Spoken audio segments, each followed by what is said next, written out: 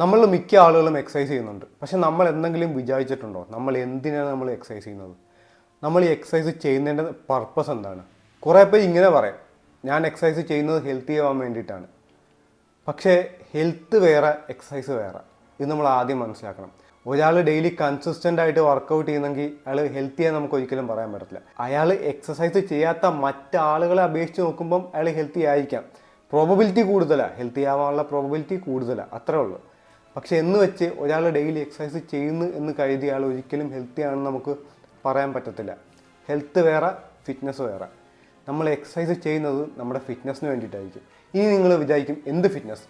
Fitness എന്ന് വെച്ചാൽ ഞാൻ ഉദ്ദേശിക്കുന്നത് ഇത്രയേ ഉള്ളൂ. ഇപ്പം നമ്മുടെ ഡേ ടു ഡേ ആക്ടിവിറ്റീസ്, ഇപ്പം കുറേ എക്സസൈസ് ഉണ്ട്. ഇപ്പം ഡെഡ് ലിഫ്റ്റ് ആണെങ്കിലും സ്ക്വാട്ട് ആണെങ്കിലും നമ്മൾ ഡെഡ് ലിഫ്റ്റിൻ്റെ യൂസ് ഒന്ന് ഓർത്തേ. താഴേന്നൊരു വസ്തു നമ്മൾ ലിഫ്റ്റ് ചെയ്ത് എടുക്കാനാണ് നമ്മൾ ഡെഡ് ലിഫ്റ്റ് യൂസ് ചെയ്യുന്നത് സത്യത്തിൽ. ഇപ്പോൾ ബെഞ്ച് പ്രസ് എന്ന് ഓർത്തേ. ബെഞ്ച് പ്രസിൻ്റെ യൂസ് എന്ന് വെച്ചാൽ മെയിനായിട്ട് പുഷ് ചെയ്യാനാണ്. നമ്മുടെ ഡേ ടു ഡേ ലൈഫിൽ നമ്മൾ ഇതെല്ലാം യൂസ് ചെയ്യുന്നുണ്ട്. ബെഞ്ച് പ്രസ് വെച്ചുള്ള കാര്യങ്ങൾ യൂസ് ചെയ്യുന്നുണ്ട്, സ്ക്വാട്ട് യൂസ് ചെയ്യുന്നുണ്ട്. നമ്മൾ നമുക്ക് ഏതെങ്കിലും ഭാരം എടുത്തുകൊണ്ട് നമുക്ക് കുനിയാൻ വേണ്ടിയിട്ടാണ് സ്ക്വാട്ട് ഉള്ളത്. അതുപോലെ തന്നെ എന്തെങ്കിലും വസ്തു താഴേന്ന് വെയിറ്റുള്ള വസ്തു താഴേന്ന് ലിഫ്റ്റ് ചെയ്യാൻ വേണ്ടിയിട്ടാണ് നമ്മൾ ഡെഡ് ലിഫ്റ്റ് യൂസ് ചെയ്യുന്നത്. അങ്ങനെ നമ്മുടെ ഡേ ടു ഡേ ലൈഫിൽ നമ്മൾ ഇതെല്ലാം യൂസ് ചെയ്യുന്നുണ്ട്.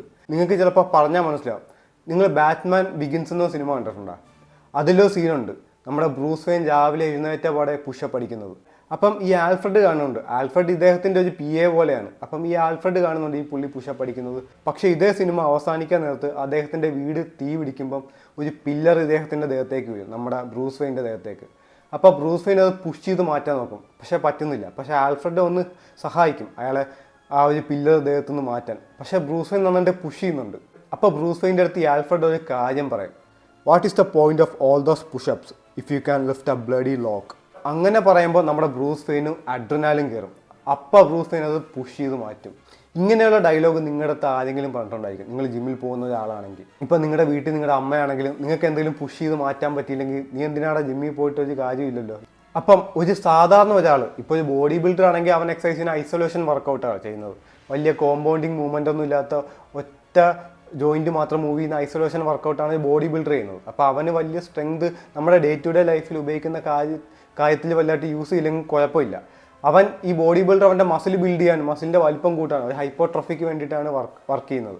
അപ്പം ഒരു ബോഡി ബിൽഡറിനെ കൊണ്ട് നമ്മൾ അവൻ ഭയങ്കര സ്ട്രോങ് ആണെന്നൊക്കെ നമ്മൾ കരുതിയത് മണ്ടത്തരമാണ്. നമ്മൾ ഒരു ബോഡി ബിൽഡറിനെ അങ്ങനെ കരുതല്ല. അവൻ്റെ ലക്ഷ്യം എന്ന് വെച്ചാൽ മസിൽ ബിൽഡ് ചെയ്യലാണ്. ഇപ്പോൾ ഞാൻ കുറച്ച് നാൾക്ക് മുമ്പ് ന്യൂസ് കണ്ടായിരുന്നു, ഒരു ബോഡി ബിൽഡറിന് ഒരു പോലീസ് ടെസ്റ്റ് പോലും പാസ്സാകാൻ പറ്റിയില്ലെന്ന്.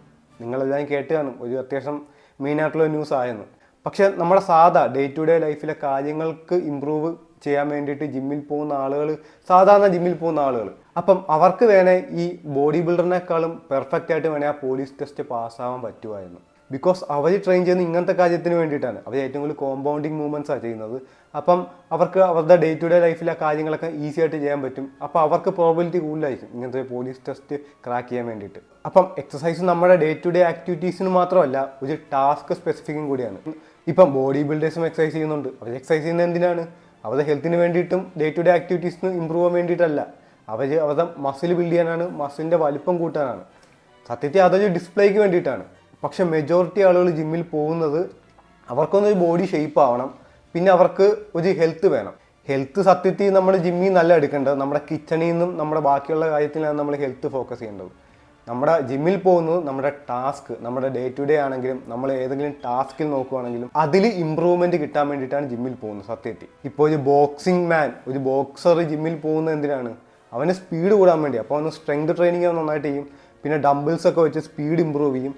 അതിന് വേണ്ടിയിട്ടാണ് ആ വർക്കൗട്ട് ബോക്സൈസ് ചെയ്യുന്നത്. പക്ഷേ ഒരു ഒളിമ്പിക് അത്ലറ്റ് ജിമ്മിൽ പോകുന്നത് എന്തിനാണ്?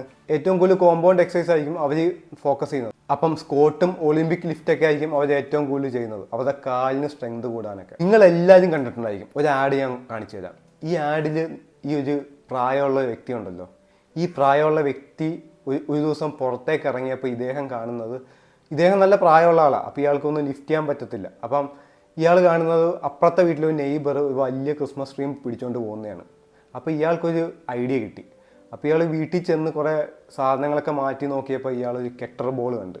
ഈ കെറ്റർ ബോളിൻ്റെ ആഡാണ് സത്യത്തിൽ ഇത്. ഈ കെറ്റർ ബോളിൻ്റെ പരസ്യമാണ് ഈ ഇതിൽ മൊത്തം കാണിക്കുന്നത്. അപ്പം ഇദ്ദേഹം ഈ കിറ്റർ ബോൾ വെച്ച് പ്രാക്ടീസ് ചെയ്യാൻ തുടങ്ങി. അയാൾക്ക് ആദ്യമേ ലിഫ്റ്റ് ചെയ്യാൻ പറ്റിയില്ല, പിന്നെ ചെറിയ ചെറിയ ഇമ്പ്രൂവ്മെന്റ്. അപ്പം ഇദ്ദേഹത്തിന്റെ വേറൊരു നെയ്ബർ കണ്ടപ്പോൾ ആ നെയ്ബറിന് ഭയങ്കര പുച്ഛം, ഈ കിളവൻ ഈ പ്രായത്തിൽ എന്തുവാ ചെയ്യുന്നത്. അവർ ഈ പ്രായമുള്ള ആളുടെ കുടുംബക്കാരെ വിളിച്ച് പറഞ്ഞു, നിങ്ങളുടെ അച്ഛൻ്റെ വീട്ടിൽ കിടന്ന് എന്തൊക്കെ കാണിക്കുന്നു, ഇയാളെ ഇപ്പോൾ ചത്തുപോകും.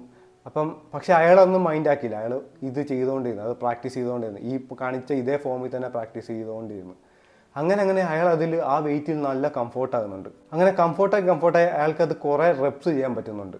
അങ്ങനെ ക്രിസ്മസ് ഡേ വന്നപ്പം അയാൾ നമ്മൾ ഈ ആഡ് നിങ്ങൾ കണ്ട പോലെ തന്നെ ആ കുട്ടീനെ ലിഫ്റ്റ് ചെയ്ത് ക്രിസ്മസ് ട്രീൻ്റെ മുകളിൽ വെക്കുന്നുണ്ട്. ഈ ആഡ് സത്യത്തിൽ അതാണ് അയാളുടെ പർപ്പസ്. സത്യത്തിൽ അതാണ് ഈ വെയിറ്റ് ട്രെയിനിങ്ങിൻ്റെ ഒരു ഗുണവും. നമ്മുടെ ഡേ ടു ഡേ ലൈഫിൽ നമ്മുടെ കാര്യങ്ങൾ ഇമ്പ്രൂവ് ചെയ്യും എന്ന് വെച്ച് നമ്മളെ ഹെൽത്തി ആണോ എന്നൊന്നും നിർബന്ധമില്ല. എല്ലാ കാര്യത്തിലും നമുക്കൊരു ഇമ്പ്രൂവ്മെൻറ്റ് വരും. അതാണ് ഇതിൻ്റെ ഏറ്റവും വലിയ ബെനിഫിറ്റ് ഈ എക്സസൈസ് കൊണ്ടുള്ള. അപ്പോൾ അത്ര ആൾ ഗൈസ്, നിങ്ങൾക്ക് വീഡിയോ ഇഷ്ടപ്പെട്ടു എന്ന് വിചാരിക്കുന്നു. Thanks for watching.